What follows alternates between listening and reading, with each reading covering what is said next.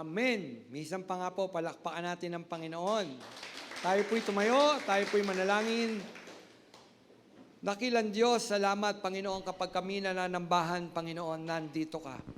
Kasama ka namin, Panginoon. Napakabuti mong Diyos, pinupuspos mo, Panginoon, ang bawat isa sa amin, ng iyong pag-ibig, ng iyong banal na Espiritu, Panginoon.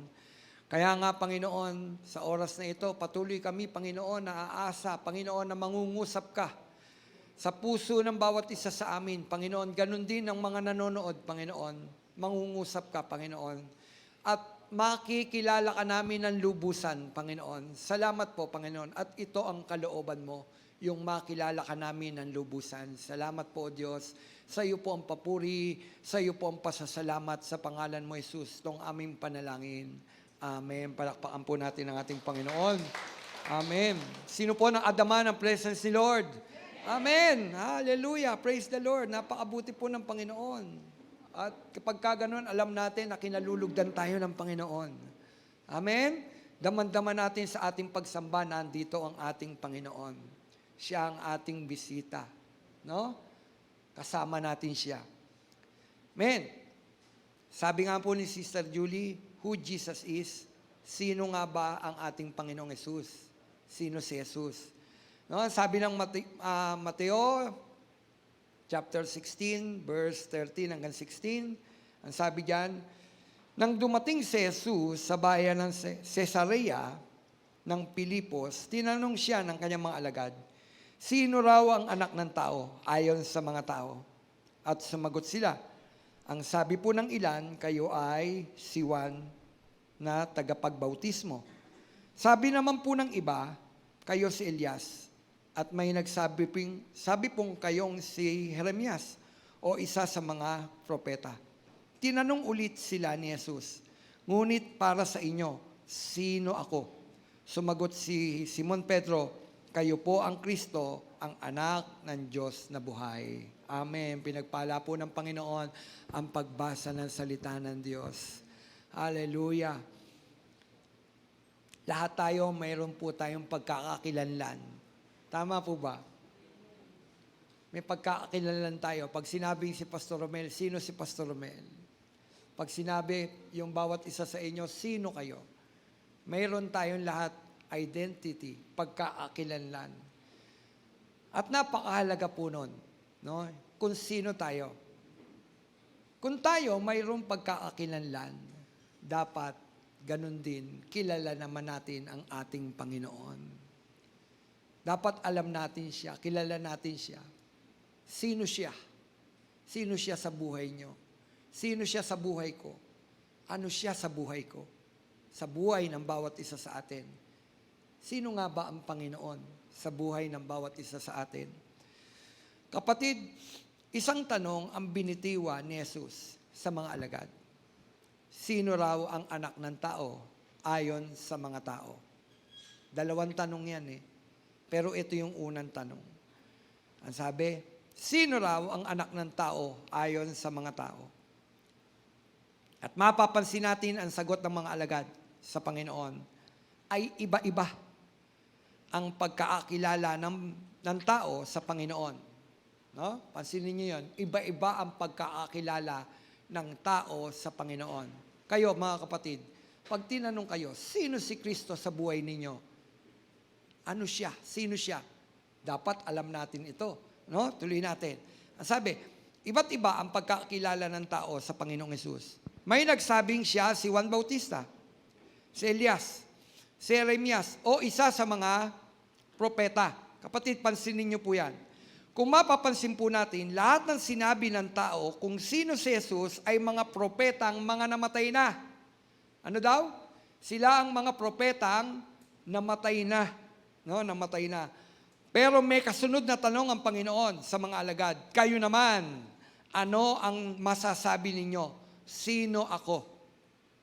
Kasi mga tao, lahat ng binanggit nila, mga propetang patay na. No, ang ano ng tao nagbalik.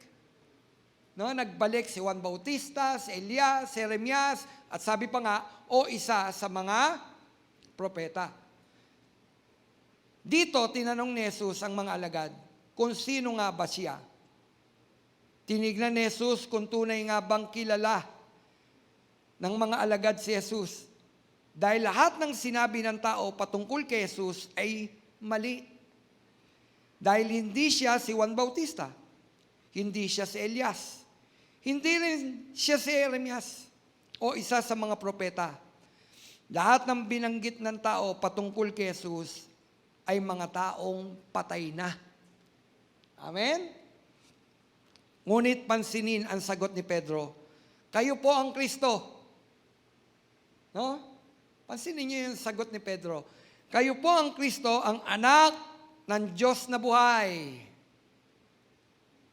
Tama at sakto ang pagkakakilala ni Pedro kung sino si Jesus. Siya ang Kristo, ang anak ng Diyos na buhay. Tinanong sino ako? Pedro, sa mga alagad, sino ako? Sabi ni Peter, you are the God, the Son of the living God. You are the God, the Son of the living God.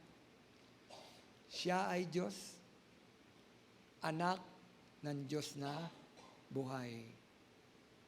Ngayong araw na ito, ibig din tayong tanungin ng Panginoong Hesus. Sino si Jesus sa buhay ninyo, mga kapatid? Sino nga ba si Jesus sa buhay ng bawat isa sa atin?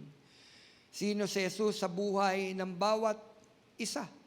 Kilala din ba natin si Jesus ayon sa pagkakakilala ni Pedro? Kapatid, sino nga ba si Jesus? Kilala mo nga ba ng lubusan ang Panginoon mo na pinaglilingkuran? Yan ay tanong ng pagsusuri. Kilala mo nga ba talaga ang Panginoon? Sino si Jesus? Una, si Jesus ay anak ng Diyos na buhay. Ano daw? Si Jesus ay anak ng Diyos na buhay. Yan ang sinabi ni Peter. Ikaw ang Mesiyas, ang anak ng Diyos na buhay. Si Jesus ay anak ng Diyos na buhay. At makikita natin sa Mateo 3:17, ito ay patunay na si Kristo ay mismong yung kanyang ama ang nagpapatotoo kung sino si Jesus. Kasi si Peter, pwede pa nating sabihin, baka haka-haka ni Peter ito. Pero dito sa babasahin natin, ang mismong ama ang nagpapatunay kung sino si Jesus. Ang sabi ng Mateo 3:17, at isang tinig mula sa langit ang nagsabi, ito ang minamahal kong anak na lubos kong kinalulugdan. Amen! Yan mismo ay nanggaling sa tinig ng Ama habang ang Panginoong Hesus binabautismuhan sa tubig. Nino? Ni Juan Bautista. At mula sa langit may isang tinig ang nagsabi, ito ang aking anak na lubos kong kinalulugdan. Si Jesus ay Diyos anak. Kapatid, sino si Jesus? Diyos anak. Hindi tao ang nagpapatotoo, sabi ko nga, o nagsasabi. Mismong ang Ama ang nagsasabi, ito ang minamahal kong anak na lubos kong kinalulugdan. Kapatid, napaka-importante nun. Sa bawat pananampalataya natin, pinatutunayan mismo ng Ama kung sino ang Panginoon na tinanggap mo sa puso mo. Sino nga ba siya? Tao ba siya o Diyos? Napaka-importante nito. No? Ang pagiging anak ni Jesus, ang pagiging anak ni Jesus ay hindi tulad ng ating pagiging anak ng Diyos. Tayo'y inaring anak lamang. No? Kasi may nagsabi, pareho lang. Di ba tayo pag tinanggap mo si Jesus, anak ka rin ng Diyos? O ganun rin si Jesus. Hindi. Iba ang pagiging anak ni Jesus sa pagiging anak natin, no? Pagiging anak natin ng Diyos. Tingnan niyo po, ang sabi ng John, chapter 1, verse 12. Subalit, ang lahat ng tumanggap at sumampalataya sa Kanya ay binigyan niya ng karapatang maging anak ng Diyos. So, sino binabanggit dito? Si Jesus po ba? Kapatid, subalit ang lahat ng tumanggap at sumampalataya sa Kanya ay binigyan niya ng karapatang maging anak ng Diyos. Sino po binabanggit po dyan? Na binigyan ng karapatang maging anak ng Diyos. Si Jesus ba? Hindi. Tayo. Tayo yun. Kaya tayo inaring anak lamang ng ating Panginoon Diyos nang tinanggap natin si Jesus bilang Panginoon na tagapagligtas. Kapatid, ang pagiging anak natin ay karapatan lamang. No? Pero si Jesus ay mula sa Diyos at siya ay Diyos. Ano daw si Jesus? Diyos at mula sa Diyos. Tama po? John chapter 1. Makikita po natin ang pagiging Diyos ni Kristo. At ang berbo o ang salita ay nagkatawang tao. Amen? Basahin niyo po yun. John chapter 1. Doon pinakikita kung sino si Jesus. Siya ba ay tao o tunay na Diyos? Kapatid, napaka-importante nito sa ating mga pananampalataya. Amen? Hindi tayo pwedeng nananampalataya sa tulad rin ating tao. Dapat ang pinananampalatayaan natin, Diyos. Amen? Sabi ko nga, tayo ay inari lamang na anak. Pero si Jesus ay mula sa Diyos at siya ay Diyos. May nagsabi, kung si Jesus daw ay Diyos, bakit siya namatay? Ang sabi pa nga, may Diyos bang namamatay? Kung titignan nyo, pag napakinggan nyo, yung tanong na yon, tila maniniwala kayo. Meron bang Diyos na namamatay? Di ba? Meron bang Diyos na namamatay? Ngunit huwag nating kalilimutan, si Jesus, bagamat namatay, ngunit muling nabuhay. Kapatid, ano si Jesus? Namatay, ngunit muling nabuhay. Amen? Siya'y muling nabuhay. Dinaig niya ang kamatayan. Siya ay nabuhay na magmuli. Pinangaral ito ni Sister Nicole nung nakaraan linggo. Si Jesus ay nabuhay na magmuli. Wala sa libingan ng ating Panginoon. Nanganapin ang mga alagad. Ang Panginoon sa libingan, wala silang natagpuan. Wala. Empty. Yung tomb. Sabi, ay ninakaw si Jesus para patunayan yung claim ni Jesus. Ninakaw daw ng mga alagad. Hindi. Yung itinabing doon na napakalaking bato, mga malalaking katawan ng Romano ang nag-iikot noon. O naglagay noon, yung takip na yon. Imposible. No? Nakunin yun at isa pa, pinabantayan ang libingan ng Panginoon. Dahil nga alam ng mga saserdote, mayroong claim si Jesus sa ikatlong araw, mabubuhay siyang muli. Kaya natakot ang mga saserdote, pinabantayan ang libingan ng Panginoon sa mga Romano. Kaya walang nagnakaw sa katawan ng ating Panginoon. Ano nangyari sa katawan ng Panginoon? Siya'y nabuhay na magmuli. Matapos ng ikatlong araw. Amen? Pinatunayan niya ng anghel, sino hinahanap ninyo? Mula sa mga patay, siya'y nabuhay na magmuli. Amen? So si Jesus ay nabuhay na magmuli. Dinaig niya ang kamatayan. Siya ay nabuhay mula sa mga patay. At sa pagkamatay ni Jesus, ay pinatunayan niya ang sinabi niya sa John 11:25. Ano ang pinatunayan ni Jesus sa John 11:25? Ang sabi niya, ako ang muling pagkabuhay at ang buhay. So pakinggan nyo mayroong pinatutunayan si Jesus dito na totoo siyang Diyos. Ang sabi, ako ang muling pagkabuhay at ang buhay. Nang binabanggit niya ito, hindi pa siya napapako. Inaaral na niya ito, sinasabi na niya kung sino siya. Ako ang muling pagkabuhay at ang buhay. Ang nananalig sa akin kahit mamatay ay muling mabubuhay. So sinabi yan ng Panginoon, hindi nung nabuhay na siyang muli. nung hindi pa siya napapako. Inaral na niya yan. Sinabi na niya yan kung sino siya. Pinatunayan niya ng ating Panginoon nang siya'y namatay. Habang siya'y nakapako sa krus, pinatunayan niya na totoo na nasa kanya ang buhay at ang muling pagkabuhay. Saan? Mateo 27, verse 51 hanggang 53. Ang sabi diyan, nayanig ang lupa at nabitak ang mga bato nung mamatay ang Panginoon. Tingnan niyo ha. Nung namatay ang Panginoon, ang sabi ng Mateo 27, verse 51 hanggang 53, nayanig ang lupa at nabitak ang mga bato, nabuksan ang mga libingan. Ano nangyari? Nabuksan ang mga libingan at muling nabuhay ang maraming banal na namatay. Hallelujah! Pansinin niyo yun. Di ba claim ni Jesus yon? Ako ang buhay at ang muling pagkabuhay. Ano ang nangyari? Nang siya'y mamatay, ang sabi, maraming mga banal na namatay, lumabas sila ng libingan at muling nabuhay. At nang muling mabuhay si Jesus, sila'y pumasok sa banal na lungsod at nakita ng napakaraming tao. So, tignan niyo. Yung salita ni Jesus, pinatunayan niyang totoo.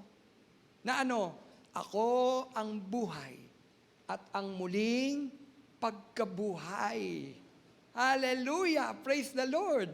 Pinakikita ng Panginoon, totoo ang aking sinasabi. Bakit?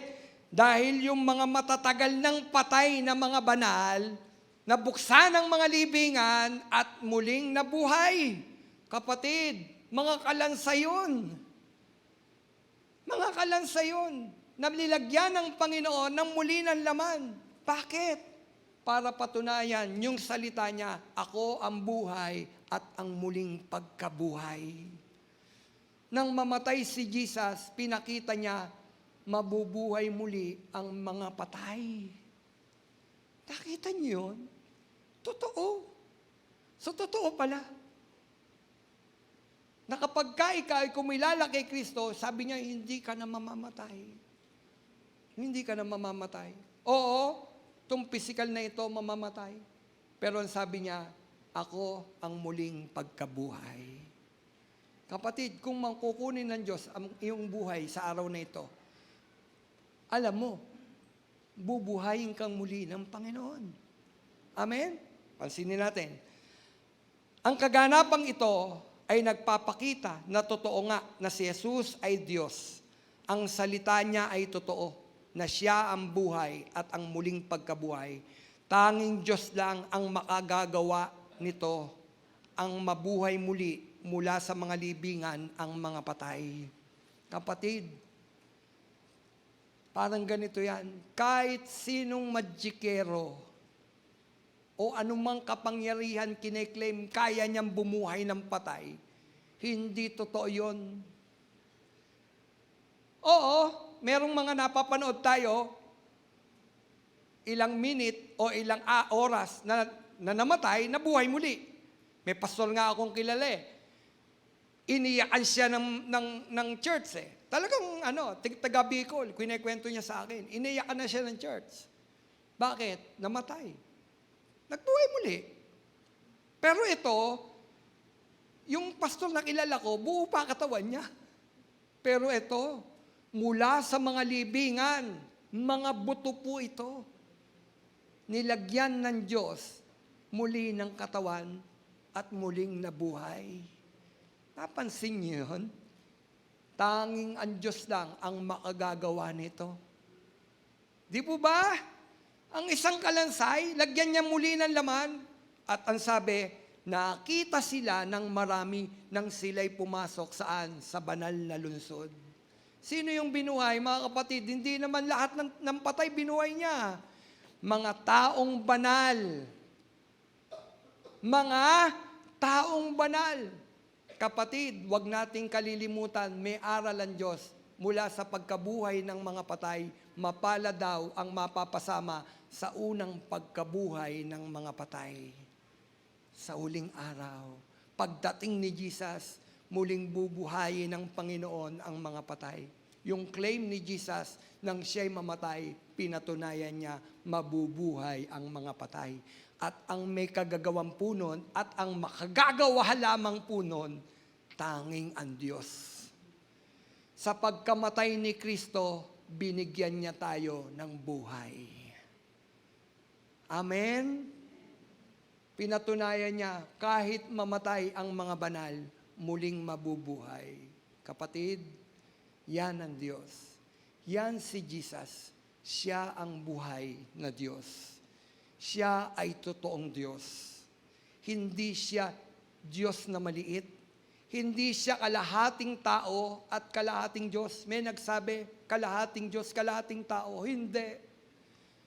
Nang siya'y dumating sa lupa, hinubad ni Jesus yung kanyang pagka-Diyos. Taong-tao ang Panginoon. Kaya hindi nagdrama ang Panginoon nung siya'y nakapako sa krus. Damang-dama niya yung hirap, yung gulpe, yung sakit, yung uhaw, yung pag-alipusta sa kanya. Damang-dama ni Jesus yon. Bakit? Hinubad niya yung pagka-Diyos niya eh. Hinubad niya. Lahat din naman ni Jesus. Para kanino? Para sa atin. Pero mayroong pinatutunayan ang Panginoon. Bagamat namatay si Jesus, hindi siya nagapi ng kamatayan. Amen? Hindi siya nagapi ng kamatayan. Siya'y muling nabuhay. At ang maganda doon, sa muling pagkabuhay ni Jesus, sinasabi niya, ang nanampalataya sa Kanya kahit mamatay ay muling mabubuhay. Kapatid, hallelujah! Di ba? Takot na takot tayong mamatay. Totoo yan. Pero ganito lang yon, mabubuhay kang muli pagdating ng ating Panginoon. Yung mga namatay nating mga mahal sa buhay, mabubuhay na magmuli. Nagluluksa na naman tayo. Nawala na naman tayo. Kanina sinabi ko sa mga kananayan, sabi ko, pinag-pray ko po kayo. Nang mawala si Nanay Nida, ano po, Pastor, pinag-pray nyo? Humaba pa ang buhay nyo. Sabi ko, Panginoon, nauubos sila. Nauubos sila. Sabi ko, Lord, pahabain mo pa yung buhay nila. Kaya lang ganito lang yon. Ang kamatayan, hindi natin mapipigil. Kaya lang ang maganda dito, mayroon tayong Diyos na buhay. Sino yun? Si Jesus. Kapag sumampalataya ka sa Kanya, sabi niya, ikay muling mabubuhay. Kapatid, ang makagagawa lang ng pagkabuhay ng mga patay, Diyos. Amen? Diyos lang. Hindi tao. Tanging Diyos lang ang may kapangyarihan. Nasa Kanya ang susi ng buhay at ng kamatayan. Bakit? Diyos siya. Diyos si Jesus. Oo, tila nagapi ang Panginoon nang siya'y mapako. Tuwang-tuwa si Satanas. Bakit? Naipako nila eh. Ang tagapagligtas, naipako at namatay. Pero nagulat. Nagulat ang mga demonyo, si Satanas, nung binanggit ng Panginoon yung tetelestai. Napanood niyo yung video na yan? Tetelestai, it is finished. Naganap na. Ano pinapakita? Di ba sinabi ko doon, yun ay sigaw ng pagtatagumpay. Kaya nagulat ang mga demonyo si Satanas, bakit tila parang naipako natin siya, na mamamatay siya, talunan siya, pero ang sinisigaw ng Panginoon, katagumpayan.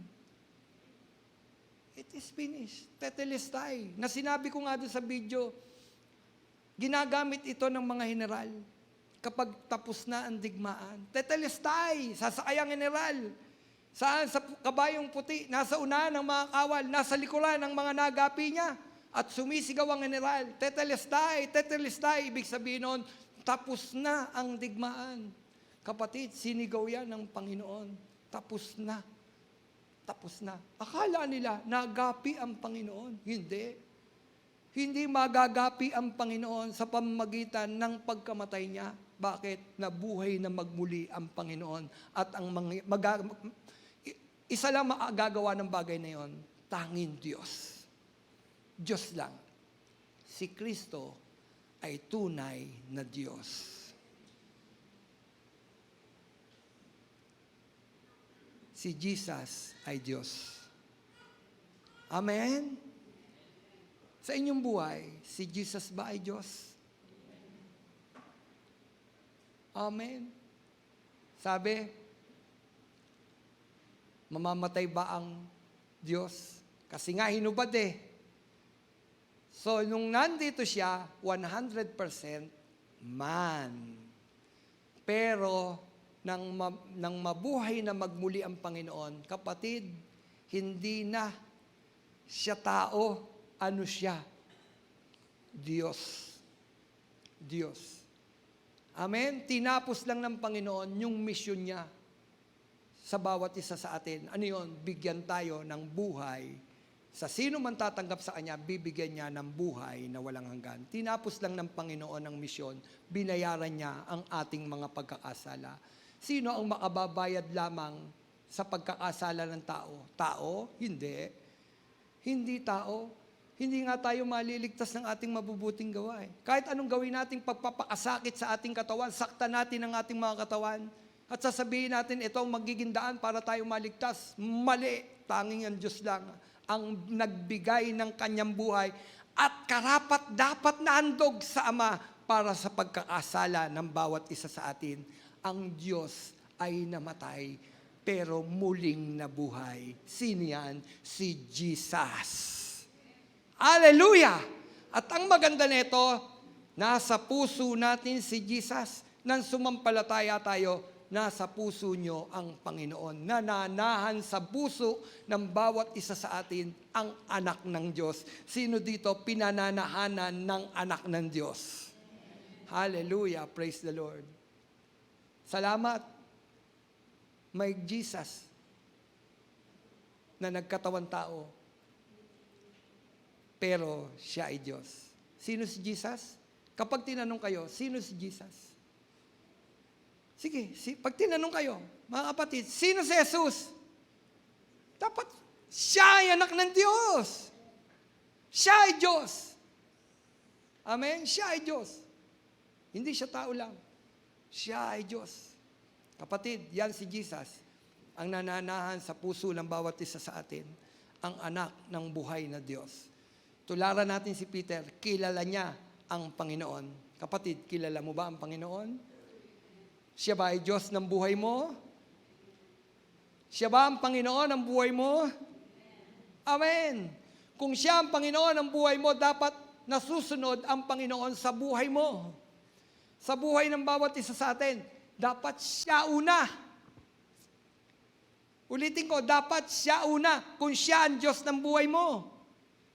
Hindi siya pangalawa. Siya ang una kung siya ang Diyos ng buhay mo. Ano ang pagkakilala mo sa Panginoon? Panginoon? Panginoon? Panginoon? Kada magpe-pray tayo, Panginoon, Panginoon. Hindi, Panginoon. Kung siya ang Panginoon mo, una siya. Kapatid, una siya. Bakit? Karapat dapat lamang siya ang una dahil siya ang Diyos. Amen? Siya Diyos. Pangalawa, sino si Jesus? Who Jesus is? Si Jesus ang nag-iisang tagapagligtas. Savior. Kanina. Yan yung nagkaroon ng prophecy. Pagsasalita. Habang tayo nagwo-worship, lumabas sa isang kapatid kung sino si Jesus. Ito yun. Siya ang tagapagligtas. I am the way, the truth, and the life, and no one come to the Father through me. Ito nyo? Umuugnay sa mensahe ang sinasabi kanina habang tayo ay nagwo-worship, I am the way, the truth, and the life, and no one come to the Father through me. Kasi siya lang ang tagapagligtas. Wala nang iba. Liban kay Jesus, wala nang ibang tagapagligtas. Amen? Ang sabi ng Gawa 4:12, kay Jesucristo lamang matatagpuan ang kaligtasan. Sapagkat sa silong ng langit, ang kanyang pangalan lamang ang ibinigay ng Diyos sa ikaliligtas ng tao. Kapatid, Napakatibay niyan.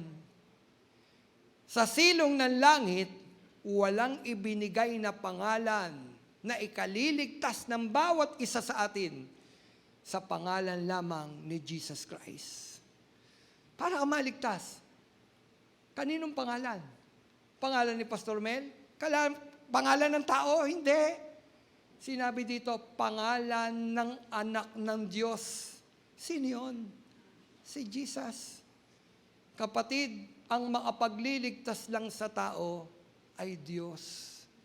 Hindi pwedeng iligtas ng kapwa-tao ang kapwa-tao niya. Bakit?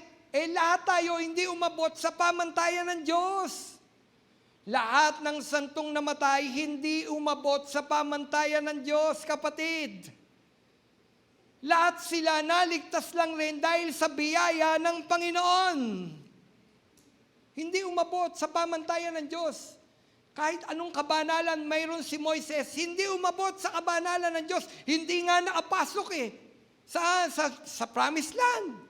Bakit hindi umabot sa pamantayan ng Diyos? Biruin niyo yun. Si Moises, pinatanaw lang sa kanya yung promised land. Hindi nakapasok. Kaibigan ng Diyos. Si Moises. Di po ba? Pero bakit ganon? Pinakikita na ang tao ay hindi makapagliligtas sa kapwa-tao. Sino? Kaninong pangalan lamang ibinigay o ang isinabi sa silong ng langit para sa kaligtasan mo, kapatid, sa kaligtasan ko? Si Jesus. Malinaw? Si Jesus. Si Jesus ang nag-iisang tagapagligtas. Liban sa Kanya ay wala na. Ang kaligtasan ay wala sa tao, kundi nasa Diyos na nagkatawang tao. Kaya kung may paparating at magsasabi na sila ang Kristo at siyang tagapagligtas, huwag tayong maniniwala. Maraming nagpapanggap na Kristo. At yung isang Kristo, hinahabol na. Nasasabi siya ang appointed Son of God. Di mo ba? Hinahabol na ng batas. Maraming magsasabi sa huling araw na na siya ang Kristo. At marami silang maililigaw. Kapatid, kapag kilala mo ang iyong tagapagligtas, hindi ka maniniwala sa claim ng mga tao. Dahil tapos na. Bumaba na ang Panginoon, tinapos na niyan lahat. Siya lang ang tagapagligtas, ang Panginoon. At liban sa Kanya, wala na. Kaya ang sabi, kung may darating na magsasabing siya ang Kristo, huwag kayong maniniwala. Bakit? Maliligaw ka, kapatid. Maliligaw. Napakaraming naligaw ng mga taong ito na nagsasabi na sila ang Kristo. Kapatid, kung ikaw, kilala mo talaga ang Panginoon mo, hindi ka maniniwala sa sino mang tao na magsasabi na siya ang Diyos, siya ang Kristo. Kahit gumawa pa siya ng himala. Ulitin ko, kahit gumawa pa siya ng himala, huwag kang maniniwala. Bakit? Tinapos ng lahat ni Lord John, ni Jesus. Si Jesus nasa kanan na ng Ama. Doon sa tama niyang kalalagyan sa langit na bayan. Dahil siya ay Diyos. Kapatid, tanging Diyos lang ang makapagliligtas sa mga taong hindi nakaabot sa pamantayan ng Diyos. Gaano man tayo kabanal, hindi yan naaabot sa pamantayan ng Diyos. Pag pinag-usapan yung holiness ng Diyos at yung holiness natin, hindi tayo aabot sa pamantayan pa rin ng Diyos. Kapos pa rin. Di pupunta ka sa aboy kung kapos. Opo, kaya lang sinabi doon, siya ay Diyos na mahabagin. Amen? Siya ay Diyos na mahabagin. Ang gusto lang naman ng Panginoon, be holy for I am holy. Magpaabanal kayo sapagkat siya daw ay banal. Ibig sabihin nun, lumakad tayo sa abanalan. Alam ng Panginoon na tayo nagkakasala, nagkakamali. Prone tayo doon. Kahit tinanggap mo na si Jesus, nagkakasala, nagmumura pa nga. Nagagalit pa nga. Sumisigaw pa nga, nanununtok pa nga. Tama? Nagkakalit. Nakikipag-away pa rin. Kaya lang, ang kagandahan dito, mayroon Diyos na nagkukonvict sa bawat isa sa atin. Mali yan, anak, kasalanan yan. Kapag kinilala mo na ang tagapagligtas, hindi nawawala ang kaligtasan ng tao. Kapag kinilala mo siya bilang Panginoon mo tagapagligtas, si Jesus, at yung sinasabi niyang lumakad ka sa kabanalan ng Diyos, hindi mawawala ang kaligtasan mo. Lumakad ka sa kabanalan ng Diyos. May nagsabi, di po ba sa Panginoon? Sabi ng Panginoon, hindi lahat ng nagsasabi ng ama ko ay papasok sa kaharian ng langit. Kapatid, pasinin niyo yun, ha? Meron daw nagsasabing, Father, Ama, sa kanyang Ama. Pero sabi ni Jesus, hindi lahat na nagsasabing Ama ko, papasok sa kaharian ng langit. Sino yung sinasabi na papasok dun sa kingdom ni Lord? Ang sabi, yung lamang sumusunod sa kalooban ng Ama sa langit. Ano ba ang kalooban ng Ama sa langit? Lumakad tayo ng may kabanalan dahil siya ay banal. Amen? Alam ng Diyos, kapos tayo doon. Pero dahil sa abag at biyaya ng Panginoon, ligtas ka, kapatid. Amen?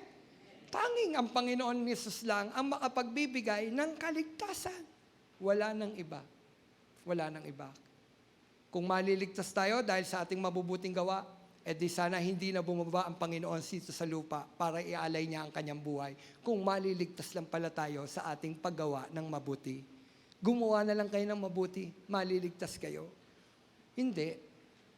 Bumaba si Jesus, pinadaman niya yung kanyang kahabagan, kaawaan. Dahil alam ni Jesus, pag pinag-usapan yung buhay ng bawat isa sa atin, patungo tayo sa apoy ng impyerno. Kailangan magbubo ng dugo, kailangan may umagos na dugo. At ang umagos na dugo, Diyos mismo, dugo ng anak ng Diyos. Sino yun? Si Jesus. Kapatid, pag tinanong, sino si Jesus? Bukod siya sa pagiging Diyos, ano siya? Ano mo siya? Ano mo siya, kapatid? Tagapagligtas. Amen? Tagapagligtas. Kagaya yung sinabi kanina, I am the way, the truth, and the life. Sinasabi na naman ni Jesus yon. Ako ang daan, katotohanan at ang buhay, at walang makaparoroon sa Ama kundi sa pamamagitan ni Jesus. Hindi doon sinabi sa pamamagitan ni Pastor Romel. Hindi. Sinabi doon sa pamamagitan ng pangalan niya. Si Jesus mismo, I am, sabi ni Lord, ako. Hindi iba. Hindi siya nagturo ng iba. Hindi kay ganito, hindi kay santong ganito, kundi sinabi ni Jesus, I am. Ako, sabi ni Jesus, ako ang daan, katotohanan at ang buhay. At walang makaparoroon sa Ama, kundi sa pamamagitan ni Jesus. Siya lang ang daan. Lipan sa Kanya, wala ka ng ibang dadaanan. Kapatid, wala ka ng ibang dadaanan. Kami nagsabi, pare-pareho lang yan. Doon sa dulo, doon rin tayo magtatakbo. Hindi, kapatid, hindi. Isa lang ang dadaanan mo, daan ng Panginoon. Daan ng Panginoon. Hindi pwedeng dadaan ka sa ibang daan at doon sa dulo, isa rin daw magtatakbo. Hindi, totoo yun. Dumaan ka sa daan mismo na itinuturo ng Panginoon. Ano yon? Lumakad tayo ng may kabanalan. Sabi niya, ang makaparoroon ay yung lamang sumusunod sa kalooban ng Ama. Amen. Habang tayo'y nabubuhay, kapatid, lumakad tayo ng may kabanalan. Huwag nating sayangin ang ibinigay na kaligtasan ng Diyos na tagapagligtas. Sino yun? Si Jesus. Kilala mo ba siya, kapatid? Ay, hallelujah, thank you, Lord. Napakalaga kilala natin ng Diyos. Panghuli, sino si Jesus? Gagamit ang matanda ng laway. Panghuli. Panghuli. Sino si Jesus? Si Jesus ay mapagmahal na Diyos. Wow! Praise God! Praise God! Mapagmahal ang Diyos. Malambing ang Panginoon. Mapagmahal ng Panginoon. Damdam nyo. Damam mo, kapatid. Love ka ni Lord. Dapat damam mo na love ka ni Lord. Kasi mapagmahal siyang Diyos. Amen? Sabi ng awit 100, verse 5, For the Lord is good, and His love endures forever. For the Lord is good, and His love endures forever. His faithfulness continue through all generation. Ang sabi doon, His faithfulness continue through all generation. Kahit magsalin-salin pa ang ating mga henerasyon, mananatili ang katapatan at pag-ibig ng Diyos. Hindi ito natapos lamang nung sa mga alagad. Hanggang ngayon, tumatakbo yung pag-ibig ni Kristo sa buhay ng bawat tao.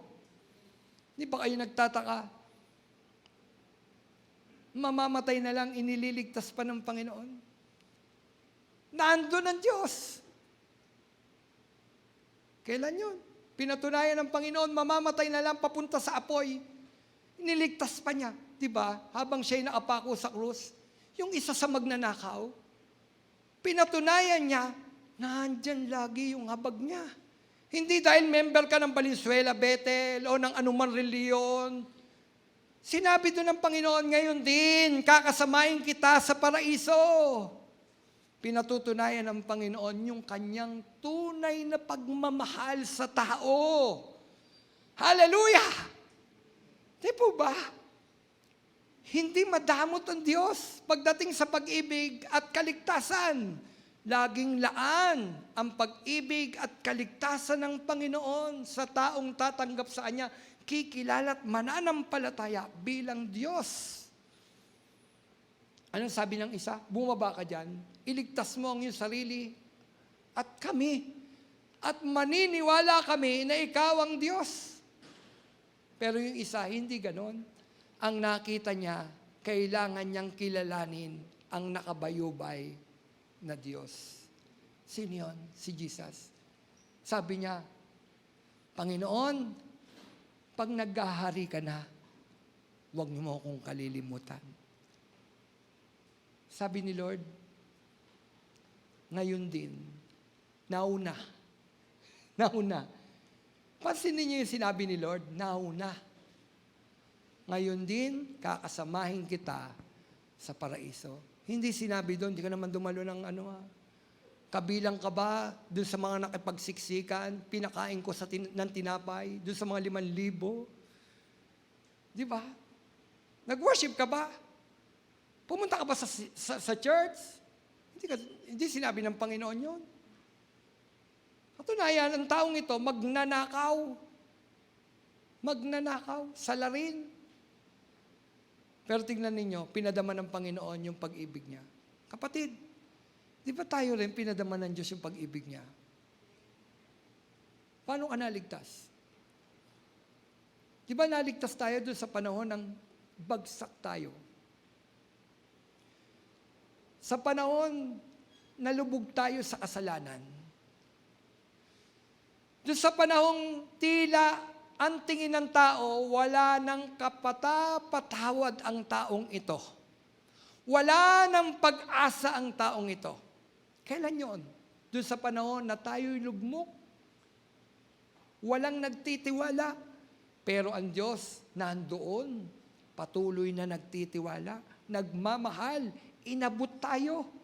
Marami sa atin tinanggap si Jesus doon sa panahon na tayo'y nasa problema, nasa sakit, nasa karamdaman. Doon natin tinanggap si Jesus. Sino dito tinanggap si Jesus nasa gitna ng kasalanan? Kinatagpo siya ng Panginoon sa gitna ng kasalanan. Kinausap ka ng Panginoon. Kinilala mo siya bilang Panginoon tagapagligtas. Kapatid, yan ay nagpapatunay na ang Diyos ay tunay na mapagmahal. Mahal niya ang makasalanan. Pero ayaw niya sa kasalanan. Galit ang Diyos sa kasalanan, pero mahal ng Diyos ang taong nagkakasala. Mapagmahal ang Diyos. Yan si Jesus. Punong-puno siya ng pag-ibig. Sa 7 last word lumabas, ang pag-ibig ng Diyos. Ano yun? Father, forgive them. Habang siya'y pinagbuhay, pinagsusugalan, dito pagpatay na, tsaka nagpapasakla eh. Tama? Di po ba? Pagpatay, doon magpapasakla, doon magpapasugal. Pero hindi, ito, talagang binastos ang Panginoon. At ang pinagsugalan ng mga Romano, yung mismong damit ng Panginoon. Yung robe. Yun ang pinagsugalan. Kita niyo yun? Buhay pa, pinagsusugalan. Tinutuya. Inaalimura. Pero ano lumabas sa bibig ng Panginoon? Patawarin mo po sila sapagkat hindi nila nalalaman ang kanilang ginagawa. Di ba? Ito'y pagpapakita na ang Diyos ay punong-puno ng pag-ibig. Punong-puno ng kapatawaran. Alam nyo, nung ang Panginoon nakabayubay sa krus, kaya yan tumawag ng isang batalyon na anghel para iligtas siya. Kung gugustuhin ng Panginoon, kayang tumawag ng Panginoon ng isang batalyon na anghel. Isang anghel nga lang, kaya niyang puksain lahat ng tao dun eh. Pero hindi ginawa yun ng Panginoon. Bakit? Mahal ka niya eh. Mahal niya tayo. Kailangan niyang magpakasakit. Kailangan niyang mamatay sa krus. Kailangan niyang tiisin ang hirap na ng init ng araw. 9:00 pa lang nakabayubay na ang Panginoon hanggang 3:00. Kailangan niyang tiisin lahat ng yun. Hirap. Tulo ng pawis, tulo ng dugo, tulo ng luha. Kasi love ka niya. Kapatid, love ka ni Lord. Alam niyo ba pinakamahirap na nadama ng Panginoon habang siya'y nakabayubay? Nung nalayo, tila nalayo siya sa Ama. Yun ang pinakamahirap. Kasi sabi ng Ama, kasama mo ako. Kasama mo ako sa misyong yan. Pero napatingala ang Panginoon, wala ang Ama. Kaya siya sumigaw. Eli, Eli, lama sabatani. Diyos ko, bakit mo ako pinabayaan? Iniwan. Bakit? Ba't iniwan? Kasi nung panahon na yon, lahat ng kasalanan ng tao, karga-karga ng Panginoong Hesus. Binuwat niyang lahat ng yon, ng kasalanan na yon, sa krus ng Kalbaryo, dahil sa laki ng pag-ibig ng Diyos sa atin. Hallelujah! Dama mo, love ka ni Lord? Di ba ang hirap nun? Yung Ama, lagi niyang kausap. Pag nagmi-ministeryo ang Panginoon, nahanap siya ng isang lugar na kung saan walang magulo, walang tao, makikipag-usap siya sa Ama. Bago mamatay ang Panginoon, bago ipako ang Panginoon, nasa hardin siya ng Getsemani. Kausap ang Ama. Kausap ang Ama. Lagi niyang ka-fellowship ang kanyang tatay, ang Ama. Pero nung nakabayubay sa krus, kapatid, alang-alang sa ating mga kasalanan, panandalian. Yung lungkot ng pagkawalay niya sa Ama, naramdaman lahat yun ng Panginoon dahil sa laki ng karga-karga niyang kasalanan, hindi matignan ng Ama ang Panginoon dahil napakarumi ng Panginoon. Bakit? Karga-karga niya yung salitang prostitusyon, prostitute, lasenggo, lahat na ng murderer, lahat ng kasalanan, karga-karga ng Panginoon, hindi man lamang matignan ng Ama. Bakit? Napakarumi sa harapan ng Panginoon. Alalahanin natin, hindi pwedeng magsama ang mabuti, ang marumi at ang banal. Si Jesus, nung panahon na yon, naging napakarumi sa harapan ng Ama. Bakit? Kasi love ka niya. Mahal tayo ng Panginoon. Ramdam mo, kapatid? Gaano tayo kamahal ng Panginoon? Hallelujah. Thank you, Lord. Madalas, sabi ni Lord, mahal kita. Ako, love mo. Ano balik natin ng pagmamahal sa Diyos? Ano binabalik nating pagmamahal sa Panginoon? Minsan pa nga, binabaliwala natin ang Panginoon. Lahat tayo. Aminado dyan. Panginoon, wait lang. Maglalaba lang ako. Wait lang. Di po ba? Magluluto lang ako. May trabaho pa ako, Lord. Mamaya na lang tayo mag-usap, Panginoon. Mamaya na lang. Sabi ni Lord, usap muna tayo. Lord, mamaya na. Marami pa ako. Busy ako. Busy ako. Pero sa kabila ng kabisihan mo, kapatid, pinararamdam pa rin ng Panginoon ang pag-ibig niya sa iyo. Hallelujah! Thank you, Lord. Lahat tayo busy. Hindi natin na ibabalik yung pag-ibig para sa Diyos. Ito lang nakaraan. Kahapon. Isang araw pala. Umalis ako ng bahay, pero ligalig ang isip ko. Bakit? Yung tatay ko, may sakit. So, ligalig ako. Habang nagmamaneho ko, ligalig ako. Gusto ko umuwi. Alam mo, nanalangin ako. Sabi ko, Lord, bira akong manalangin. Bira ako mag-pray. Sabi ko sa kanya, bira ako mag-pray, Lord. Inamin ko. Pero mahal mo ko eh. Lord, minsan pa padama mo sa akin, mahal mo ko. Hipuin mo yung daddy ko. Hipuin mo yung daddy ko. Pinakita ng Panginoon. Pagdating ko, parang wala lang. Tapos kanina, ganun na naman. Lord, pagalingin mo daddy ko. Gusto pa namin siya makasama, Panginoon. Pagamat may edad na siya, Panginoon, gusto pa namin siya makasama. Kanina, ka-video chat ko, okay ka na ba? Yan si Lord. Lagi niyang pinararamdam sa atin, mahal niya tayo, kahit kulang tayo. Kahit kulang tayo. Sige, sino number 1 ng puso natin, sa puso natin? Sino number 1? Yung totoo.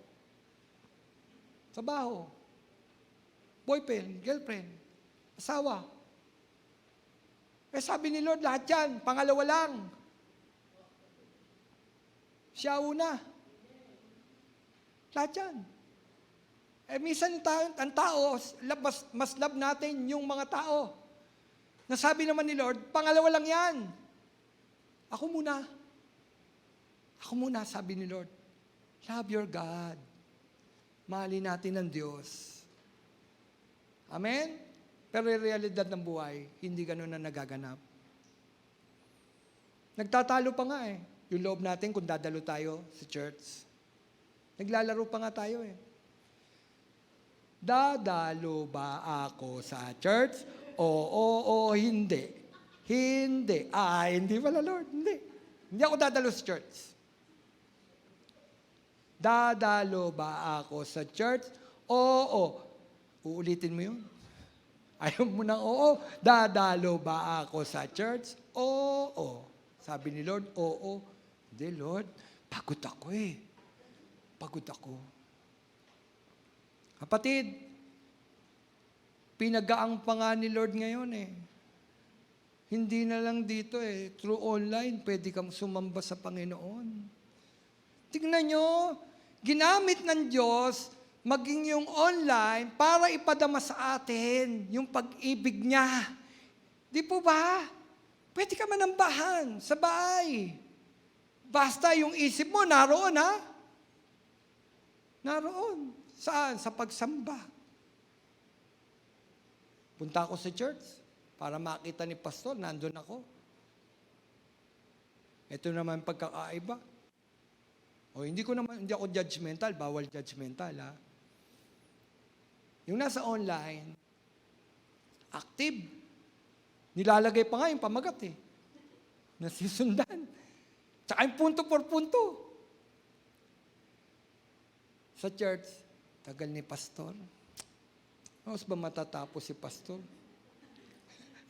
Minsan pakikita pa kay pastor. Pero wala sa Valenzuela Bethel noon. Amin ba? Wala sa Valenzuela Bethel noon. Sana nga. Kapatid, ganito lang yon. Pag mahal mo si Lord, bigay natin yung the best. Kasi si Lord, binigay niya yung the best eh. Sa pagmamahal ng Diyos, binigay niya yung the best. Ano yung the best? Buhay niya. At ano pa yung the best? Kaligtasan. Ligtas ka, kapatid. Amen? At ano pa yung the best? Mabubuhay ka muli. Kahit mamatay. Ang sabi ni Lord, kahit mamatay ka, kay muling mabubuhay. Dahil siya ang buhay. Ano pa yung regalo ni Lord? Sa laki ng pag-ibig niya sa atin. Sa bahay ng aking ama ay maraming silid at ako'y paroroon upang ipaghanda kayo ng inyong matitirhan.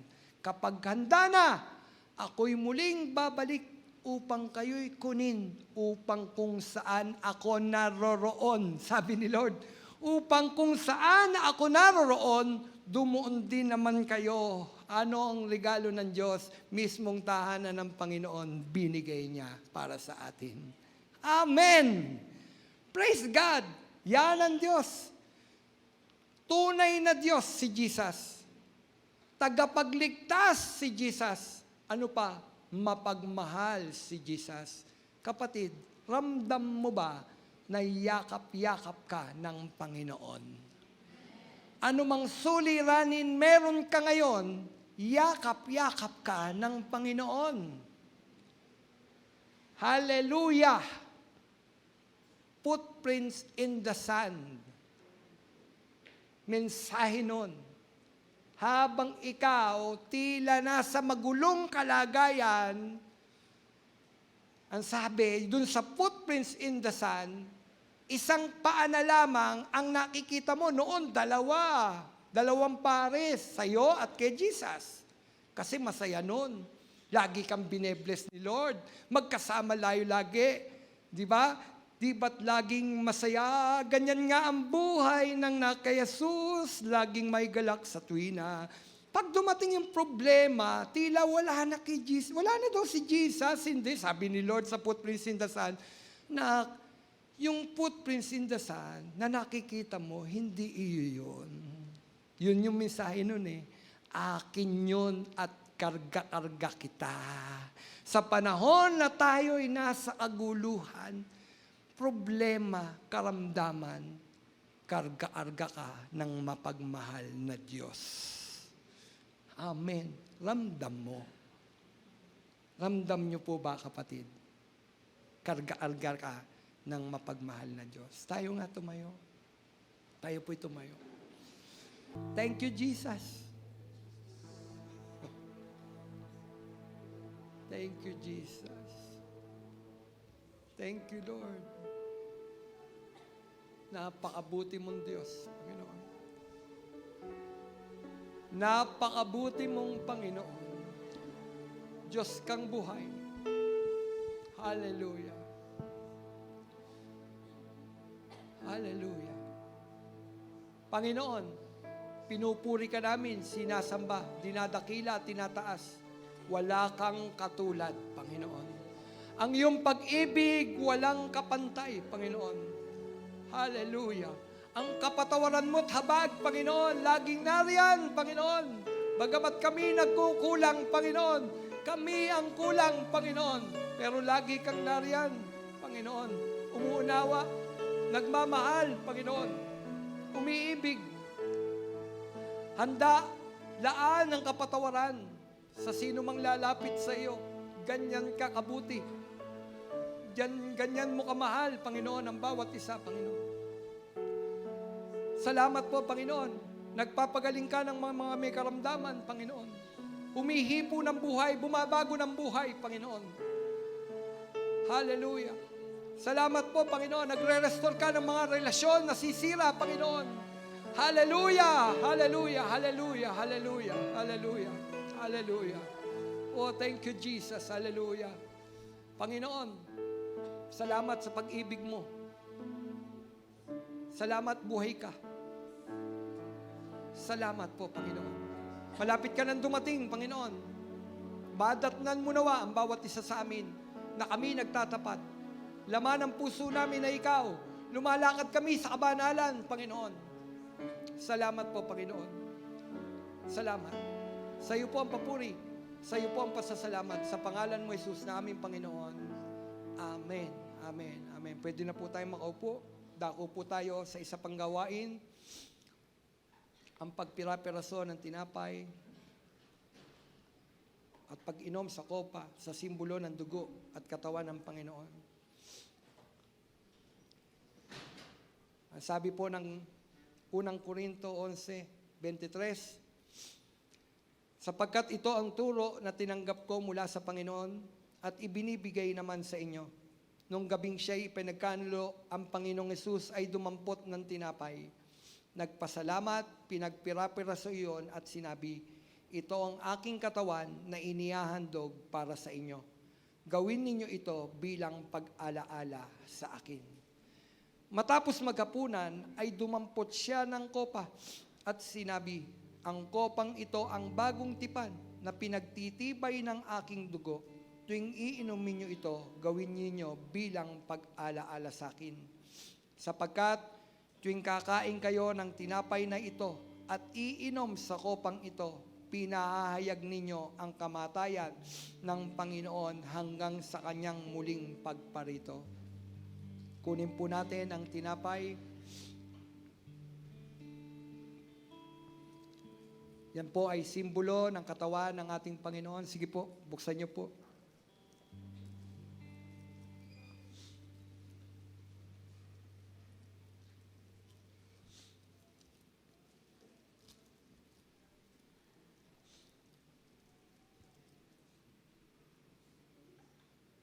Sige po, tayo po'y tumayo.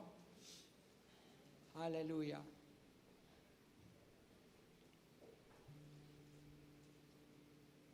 Hallelujah. Ngayong araw na ito, gunitain nating muli ang katawan ng Panginoon na nabayubay sa krus. Kapatid, kaya siya nabayubay doon dahil mahal tayo ng Panginoon. Binigay niya ang kaligtasan. Kaya siya nabayubay. Tiniis niya ang hapdi ng sugat, hampas, bugbog na inabot niya dahil mahal niya tayo. Laan ang kaligtasan ng Panginoon. Kapatid, yung hawak mo na yan na simbolo ng katawan ng Panginoon, sabi niya, dahil sa kanyang mga latay, ang ating mga karamdamay nagsigaling. Isipin natin ang katawan na nabayubay sa krus, ang mga sugat na inabot ng Panginoon, at sabihin natin, may karamdaman ako, Panginoon. Maging daan ito ng kagalingan ng aking karamdaman. Kapatid, may karamdaman ka ba ngayon? Inaabot ka ng Panginoon. Sabihin mo sa Diyos, Panginoon, tulad ng medisina, pagkain ko nito, maging simbolo ito, maging daan ito ng kagalingan ng aking katawan. Ganon din kagalingan ng ating espiritu. Sige po, kung mayroon tayong karamdaman sa tingin natin, karamdamang espiritual, karamdaman ng ating pisikal, alalahanin natin ang katawan ng Panginoon. sa oras na ito na nabayubay sa krus. Panginoon, patawarin mo kami sa aming mga pagkakasala. Ugasan mo kami ng iyong banal na dugo. Maging karapat-dapat kami tumanggap sa simbolo ng iyong katawan sa oras na ito. Salamat po, Panginoon, sa katawan mo, Panginoon, na nabayubay sa krus. At dahil doon, Panginoon, mayroon kaming kaligtasan, Panginoon. Salamat po. At sinabi mo, Panginoon, dahil sa iyong mga latay, ang aming mga karamdamay nagsigaling. Magaling na kami, Panginoon. Pinagaling mo ang aming espiritual na katawan. Ganon din ang aming physical na katawan. Salamat po, sa Panginoon. Sa iyo po ang papuri at pagsamba. Amen. Sabay-sabay po natin kanin ang simbolo ng katawan ng ating Panginoon. Sige po. Kunin niyo po yung inyong kopa.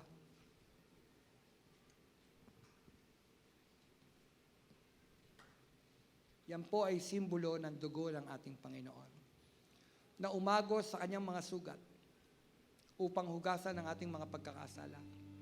Ating alalahanin ang dugo na umagos sa katawan ng Panginoon. Panginoon, salamat, Panginoon, sa dugo mo, Panginoon, na umagos sa iyong mga sugat, sa iyong katawan, Panginoon, upang ang aming mga kasalanan, Panginoon, ay mahugasan. Panginoon, hinugasan mo na po ang aming mga pagkakasala, Panginoon. Salamat po. At sa pagharap namin sa Ama, Panginoon, mayroon na kaming kapanatagan, Panginoon, sapagkat pinatawad mo na ang aming mga pagkakasala. Salamat sa dugo na umagos sa krus ng Kalbaryo, Panginoon. Salamat po. Ngayon, inaalala po namin ang dugo mo na inialay mo para sa aming kaligtasan. Salamat po. Sa iyo ang papuri, pagsamba. Amen. Sabay-sabay po natin inumin ang simbolo ng dugo ng ating Panginoon. Sige po. God bless po.